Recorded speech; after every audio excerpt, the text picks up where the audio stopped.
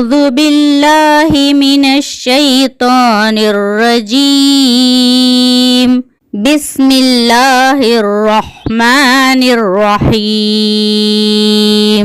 اقرأ باسم ربك الذي خلق خلق الإنسان من علق اقرأ وربك الأكرم الذي علم بالقلم علم الإنسان ما لم يعلم كلا إن الإنسان ليطغى أن رآه استغنى إن إلى ربك الرجعى أرأيت الذي ينهى عبدا إذا صلى أرأيت إن كان على الهدى أو أمر بالتقوى أرأيت إن كذب وتولى ألم يعلم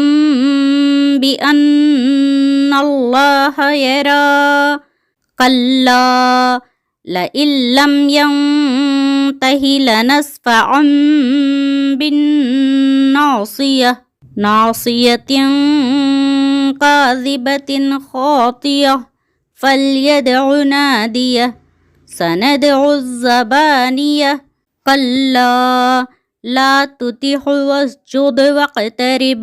ترجمہ سورہ علق مکی ہے، اس میں 19 آیات ہیں۔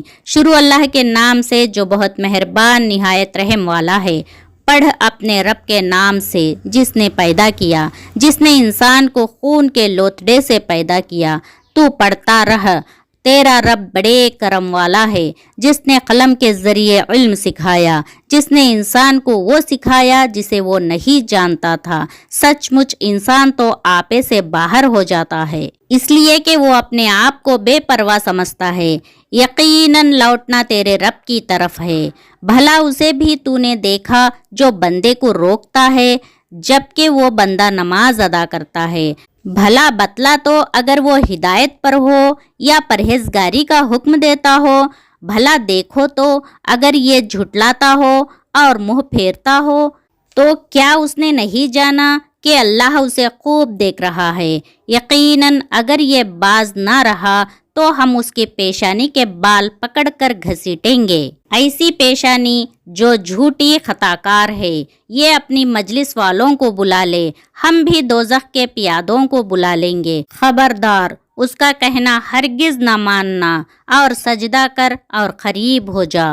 الحمدللہ، آپ کو ہمارا یہ ویڈیو اچھا لگا تو لائک کیجئے اور اپنے دوستوں کے ساتھ شیئر کیجئے، اور ایسے ویڈیوز کے لیے اقرا من قلب انجمن چینل کو سبسکرائب کیجئے۔ السلام علیکم ورحمۃ اللہ وبرکاتہ۔ جزاکم اللہ خیرا کثیرا۔